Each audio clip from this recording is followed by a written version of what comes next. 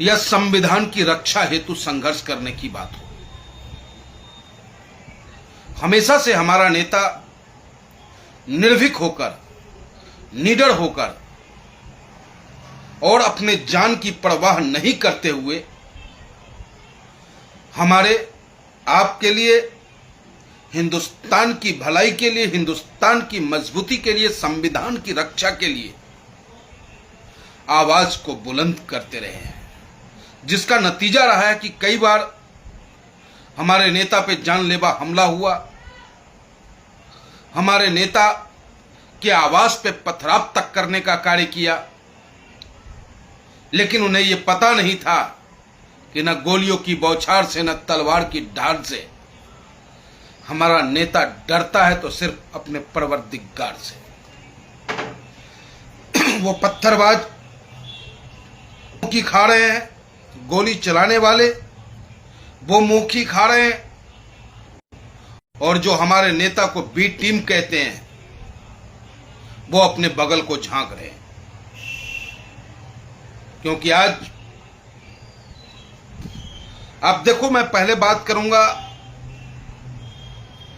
उत्तर प्रदेश ही नहीं, उन तमाम भाजपा शासित राज्यों की बात करूंगा जहां पे अराजकता का माहौल है, संविधान को तार तार करने का प्रयास किया जा रहा है, अपने मन मर्जी कानून थोपने का प्रयास किया जा रहा है। क्या खाएंगे, क्या पिएंगे,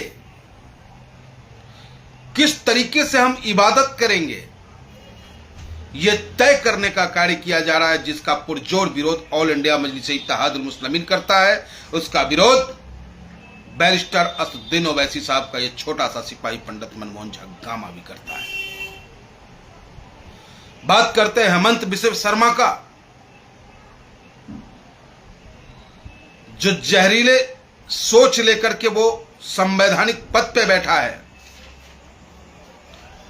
और संविधान की धज्जियां उड़ाने का कार्य कर रहा है, लेकिन आज आदरणीय प्रधानमंत्री जी का मुंह एक बार भी खुलने को तैयार नहीं है।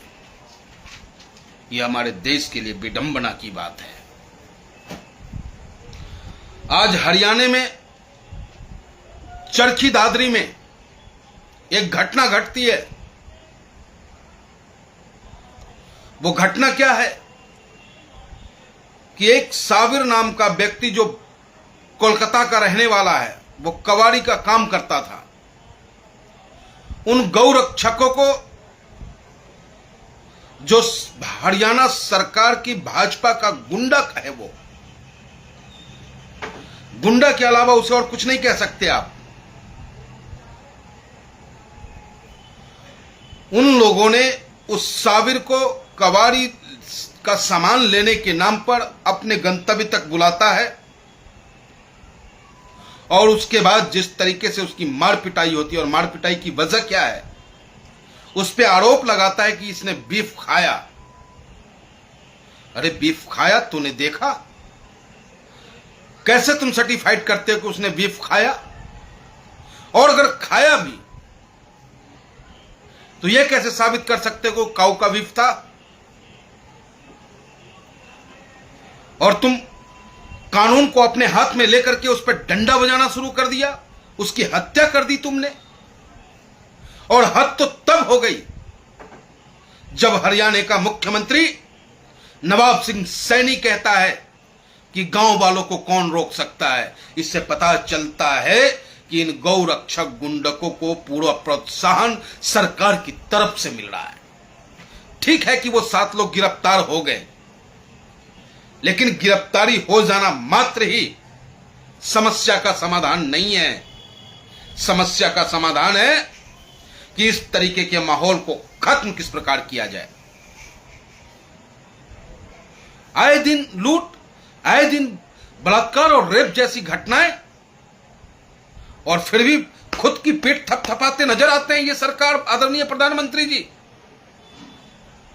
कहीं कोई सुरक्षित नहीं है, न घर में सुरक्षित, न सड़कों पे सुरक्षित, न पार्क में सुरक्षित, न जॉब पे सुरक्षित, न अपने कार्यालय में कहीं सुरक्षित। हो क्या रहा है? और सबसे बड़ी विडंबना है कि जहां भी भारतीय जनता पार्टी की सरकार है, वहां अपराधियों को जाति से पहचानने का कार्य किया जाता है। और जाति अगर उनके मन मुताबिक है तो कार्रवाई उस हिसाब से होगा। अगर वो जाति उनका समर्थक नहीं है तो फिर कार्रवाई दूसरे अंदाज में होगा। आज उत्तर प्रदेश कराह रही है। उत्तर प्रदेश का कोई ऐसा जिला नहीं है जिस जिले में बलात्कार और लूट की घटनाएं नहीं बढ़ रही हो। उसके बावजूद अधिकारी से लेकर सरकार तक अपने पीठ को थपथपाने का कार्य कर रही है। चल क्या रहा है भाई? किस तरीके का माहौल दे दिया आपने हमारे देश को, हमारे प्रदेश को? भाई भाई का दुश्मन हो रहा है। हम हिंदुस्तानी हिंदुस्तानी के दुश्मन हो रहे हैं। कैसे देश मजबूत होगा हमारा? पूछता है ऑल इंडिया मजलिस इत्तेहादुल मुस्लिमीन आपसे।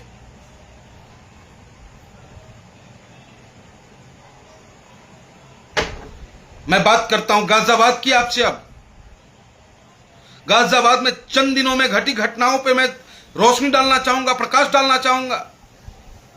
पता होगा आपको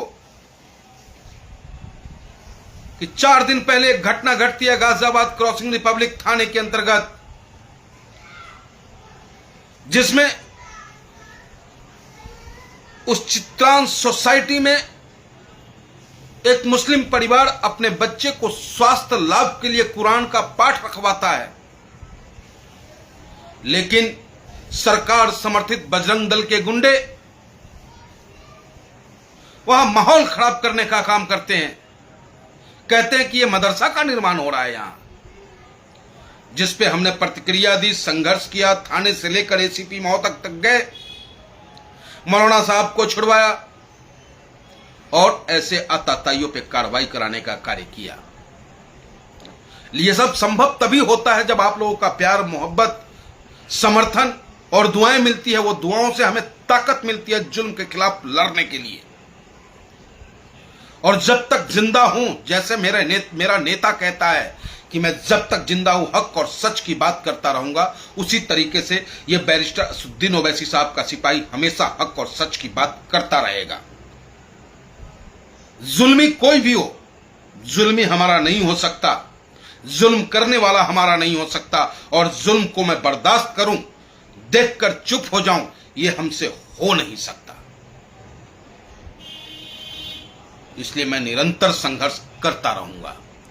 और उसका नतीजा, जिस तरीके से उन्होंने माहौल क्रिएट करने का काम किया, अगर प्रशासन, एक बार को प्रशासन सरकार के दबाव में था, उन संगठनों के दबाव में था, लेकिन जब प्रशासन से जाकर के हमने बात की,